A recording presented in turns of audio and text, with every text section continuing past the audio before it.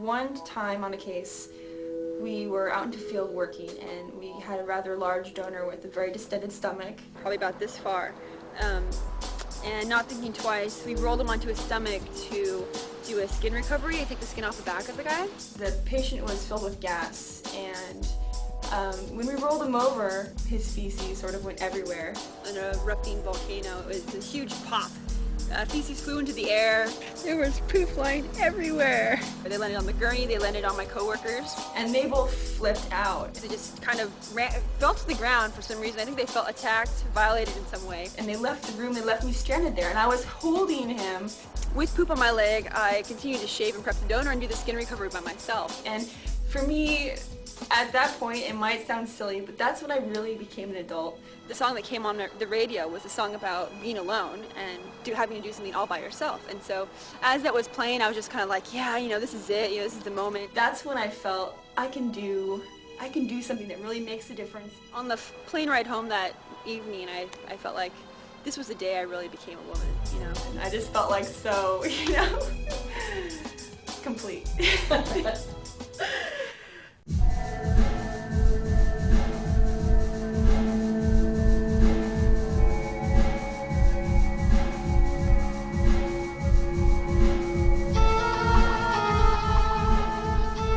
My name is Shinola Kanishi. I'm a tissue recovery coordinator and I'm 25 years old. My name is Ryan Hellerud and I'm an embalmer here at Duggan Star Mortuary.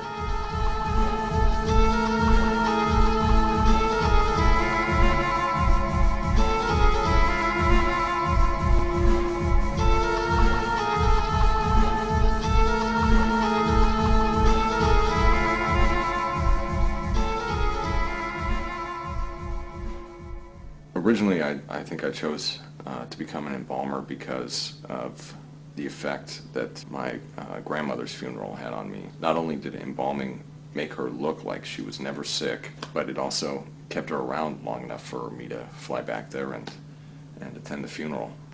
It just really made the whole process of having her die so much easier. And I thought to myself, you know, hell, I can do this, you know.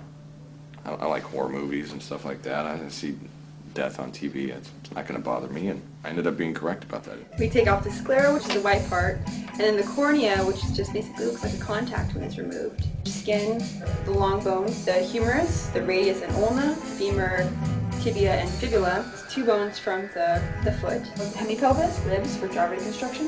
Parts of the spine, the heart for heart valve recovery. The body's taken into the prep room. We begin what's called the injection process. An object about 2 feet long, looks kind of like a harpoon. It pierces all the internal organs, sucks out all the fluid.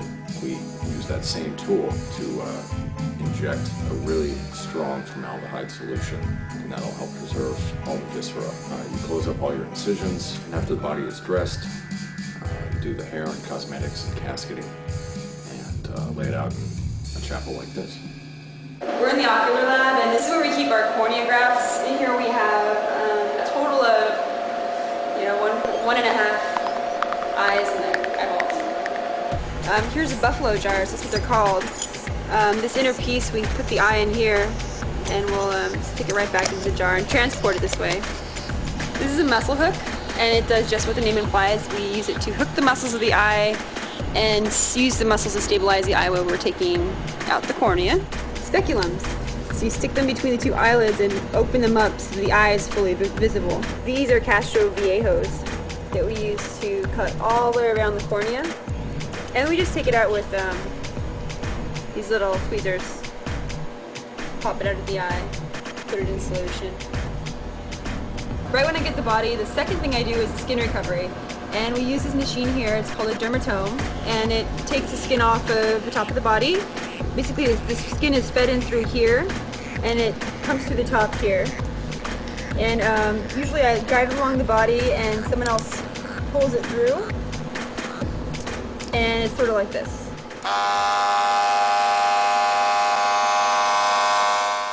I always kind of think doing this job, you have to strike the perfect balance between compassion and detachment. I think a lot of people who do get very emotionally attached they don't last. It's very taxing on the soul, and so You just get tired of it and wear out, burn out, so to speak. On my first case, I was busy on the back table doing my job. When I looked up, I had realized they were almost finished with the case. And the only thing that bothered me was seeing a human foot sort of twisted around itself. And so it wasn't in the right position, and it just caught me off guard, and that was the one thing that made me question, wow, can I really handle this? But yeah, it worked out okay. It wasn't very busy that day, and I realized as I was walking through the garage and prep area that I had just walked past, 10 dead people. After about a week or so, I realized that I was, in the presence of them all the time, and I didn't even notice that they were there. It's definitely a different lifestyle to see death on a daily basis. Most people aren't exposed to it in that sort of frequency. In the culture that we're in, we're really distanced from the process of death and what really happens to someone after they die. That was probably even the most shocking thing I've seen in my career, is the process, just simply the process. It's like something that I am involved with that no one really gets to see. While dissecting, there's a lot that is going through my mind. It's not necessarily any sort of emotional association or anything like that. I'm not thinking, boy, this, I'm looking at somebody's toe and thinking, well, I wonder if it was, they liked walking on the beach, or no, I don't think about stuff like that. I would say the thing I like the least about my job, I may even use the word hate about my job, is sputum and stomach contents. Every now and again, I get kind of tired of cleaning up shit, or feces, because a lot of times the bodies will just kind of let it slide out during the process because there's so much pressure on their system, and it smells pretty bad. That's obviously not the worst smell. When putrefaction sets in, somebody's heavily decomposed, there's maggots and everything everywhere. That can be pretty intense. I get the opportunity to help out so many people at my job and the community that I come from. I feel kind of like every day I get to go to work and I'm actually helping people. You have such a solid foundation in your life where you know that you're doing something good every day. You meet people sometimes on the worst day of their lives and you can make it better. I don't know a whole lot of people who can say that about their job. I think this job has really shed a new light on what responsibility really means. I mean, it's a really big deal when someone donates their body. The one last thing they have, before they die, and the only thing they have basically when they die. You are responsible for making sure that their wishes are met. It's a huge thing. You can't take things too seriously. Obviously, it's a serious job, but if you're not having fun and getting along with your coworkers, you're just going to be miserable. Especially in this kind of job, it can really drag you down if you think about it. So you need to joke around and tease each other and stuff like that quite a bit.